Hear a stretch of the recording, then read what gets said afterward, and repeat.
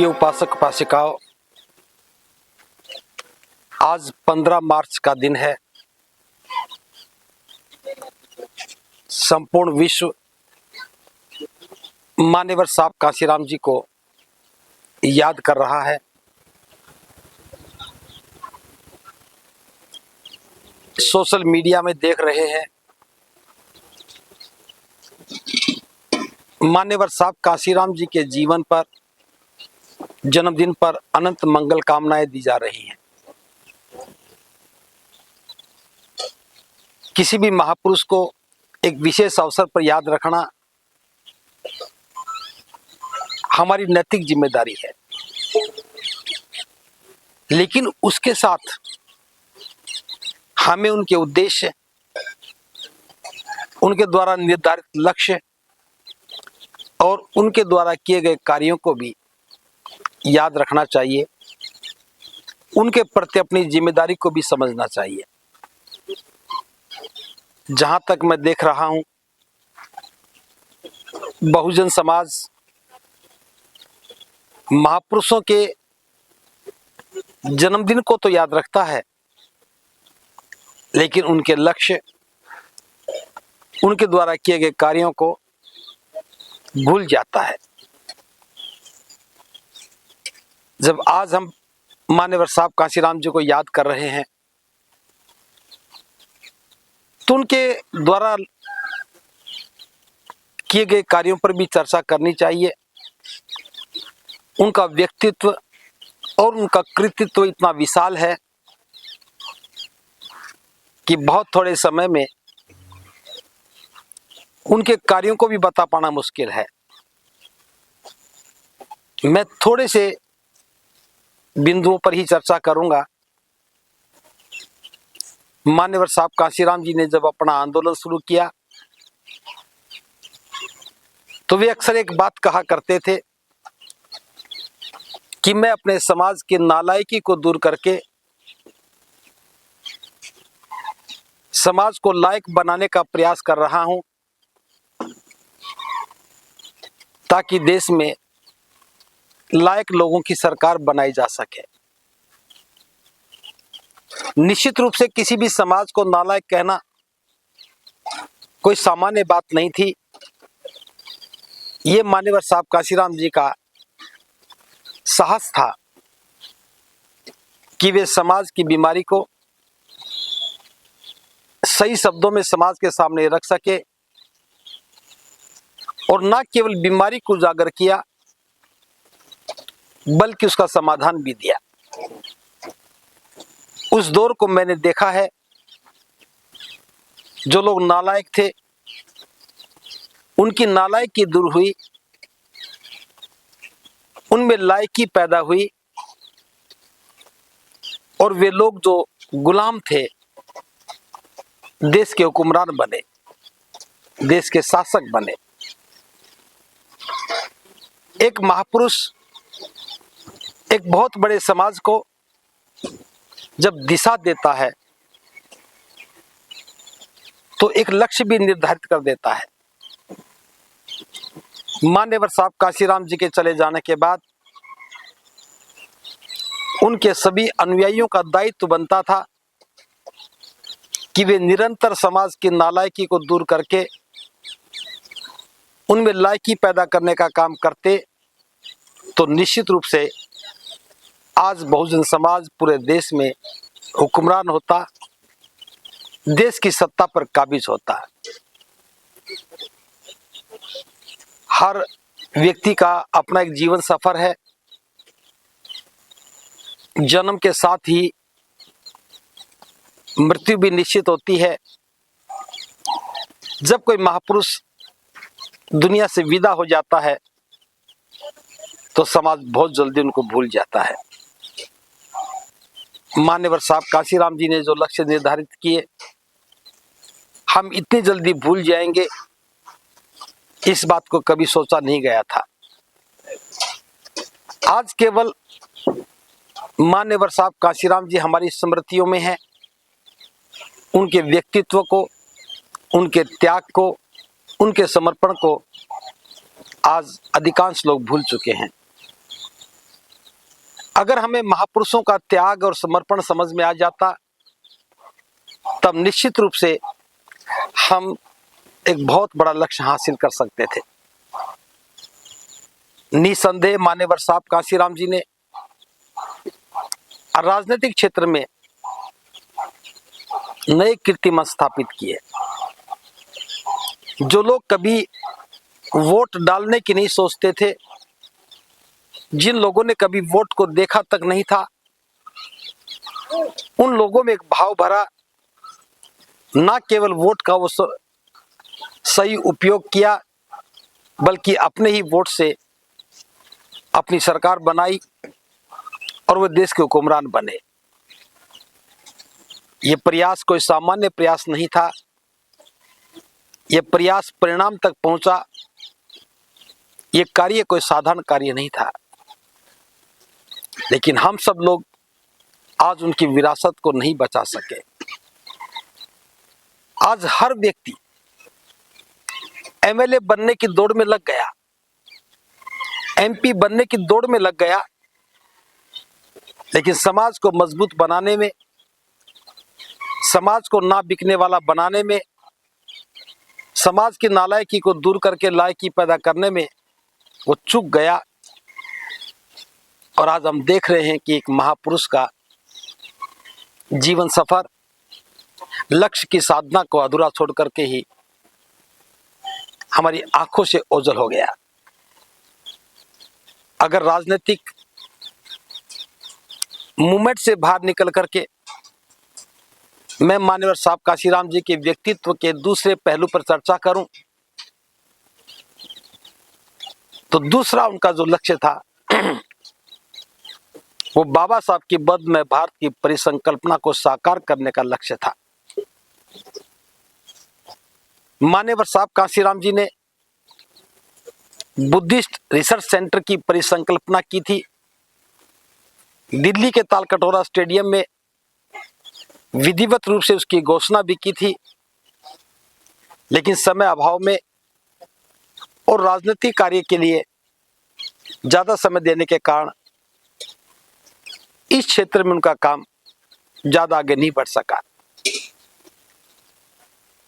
लेकिन जीवन की दौड़ आगे बढ़ती चली गई, राजनीति के नए कीर्तिमान स्थापित होते चले गए। उसी में से एक और नया लक्ष्य निकल करके आया। मान्यवर साहब कांशीराम जी ने घोषणा की थी, जब देश 2006 में बाबा साहब की धम्म दीक्षा की गोल्डन जुबली सेलिब्रेशन मना रहा होगा, उसी दिन 14 अक्टूबर 2006 को 4 करोड़ लोगों के साथ बौद्ध धर्म की दीक्षा की घोषणा मान्यवर साहब कांशीराम जी ने कर दी थी। लेकिन प्रकृति साथ नहीं दे सकी, उन्हें ब्रेन स्ट्रोक हुआ। 3 वर्षों तक वो हॉस्पिटल में बेड पर लेटे रहे और 9 अक्टूबर 2006 को ही वो दुनिया से विदा हो गए। मान्यवर साहब कांशीराम जानते थे कि राज सत्ता प्राप्ति एक अधूरा प्रयास है। सत्ता तो आ जाती है, लेकिन समाज के स्वरूप को केवल सत्ता से नहीं बदला जा सकता। समाज के स्वरूप को यदि बदलना है तो उसे धम्म के मार्ग पर भी चलना होगा। अगर समाज को संपन्न करना है, समाज को बौद्धिक रूप से मजबूत करना है, तो उसे धार्मिकता के प्रभाव में, धम्म के प्रभाव से निर्भय बनाना होगा। चूंकि बाबा साहब डॉक्टर अंबेडकर ने हम सबको धम्म की शरण में जाने के लिए कहा था, मान्यवर साहब कांशीराम जी बाबा साहब के अनुयायी थे, तो उन्होंने बाबा साहब के बौद्ध में भारत की परिसंकल्पना में ही अपना उद्देश्य ढूंढा। और वो चाहते थे भारत में बहुजनों का जब शासन आए तो साथ में धम्म की सत्ता भी स्थापित हो। आज मान्यवर साहब काशीराम जी हमारे बीच में नहीं है,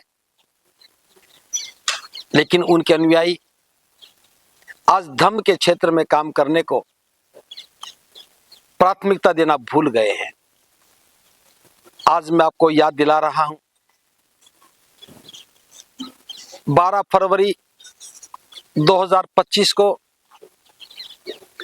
इस देश में एक बहुत बड़ा आंदोलन शुरू हुआ। इसे शुरू हुआ कहना ज्यादा ठीक नहीं है, क्योंकि यह आंदोलन 1892 में शुरू हो गया था। आज 132 वर्ष पूरे हो गए हैं।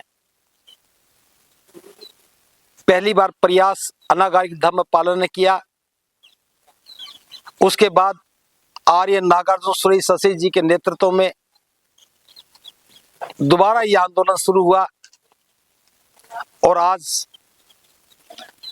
ऑल इंडिया बुद्धिस्ट फोरम के नेतृत्व में आकाश लामा जी और परम सरदेव भंते प्रज्ञाशील महाथेरो जी के कुशल नेतृत्व में अब फिर यह आंदोलन खड़ा हुआ है। और वो आंदोलन महाबोधि महाविहार बोध गया को मुक्त करवाने का आंदोलन है। जब मैं आंदोलन की बात करता हूं तो साहब काशीराम जी की बात बिल्कुल साफ दिखती है कि हमारा समाज नालायक है। इसकी नालायकी को दूर करके लायकी पैदा करके इसे शासक कौम में बदलना था, और शासक कौम बनने के बाद बुद्ध की शरण में जाने के बाद अपना जीवन श्रेष्ठ बनाना था। चाहे बाबा साहब डॉक्टर अंबेडकर के अनुयायी हों, चाहे मान्यवर साहब काशीराम जी के अनुयायी हों, वे आज इस लक्ष्य को पूरी तरह से नजरअंदाज करके बैठे हैं। देश में बोध गया मुक्ति का एक महासंग्राम शुरू हुआ है और सभी अनुयायी चुप्पी साध कर बैठे हैं। मैं मान्यवर साहब काशीराम जी के जन्मदिन के अवसर पर एक कहना चाहता हूं,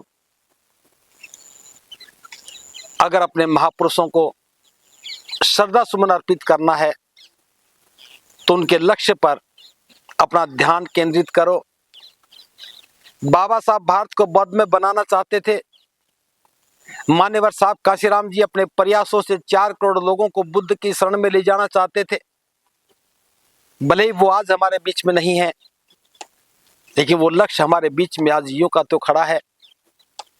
जब हम बुद्ध की शरण में जाने की बात करते हैं तो हमारे सामने बाबा साहब का बनाया हुआ लक्ष्य होता है। उस लक्ष्य से जब दूर देखते हैं तो हमें महाकारुणिक बुद्ध नजर आते हैं, और जब बुद्ध को देखते हैं तो फिर बोध गया दिखती है। और बोध गया आज हमारे हाथों में नहीं है। पूरी दुनिया के बौद्धों की उस महान विरासत को दूसरे धर्म के कुछ लोग काबिज होकर के उसके स्वरूप को बिगाड़ने का काम कर रहे हैं। हम सब के लिए ये ना केवल चिंता की बात है, बल्कि बहुत दुखद विषय भी है। जहां पूरा विश्व शीश झुकाता हो, हम उस विरासत को, उसकी पवित्रता को आज बचा नहीं पाए हैं। मैं सभी से आह्वान करता हूं कि बोध गया की ओर देखना शुरू करो।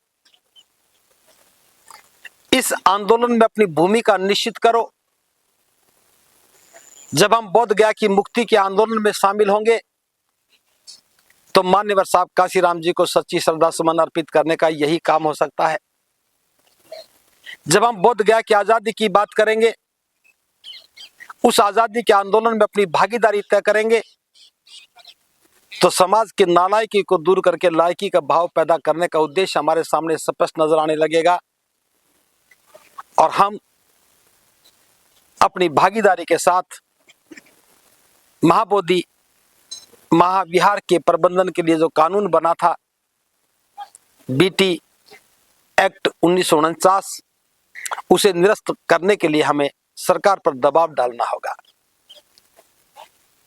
आज मान्यवर साहब काशीराम जी के जन्म दिवस पर मैं देश के तमाम भिक्षुओं से भी आह्वान कर रहा हूं, अब समय आ गया है, अपने विहार खाली कर दो, अपने सारे कार्यक्रम निरस्त करो और बोध गया की ओर कूच करो।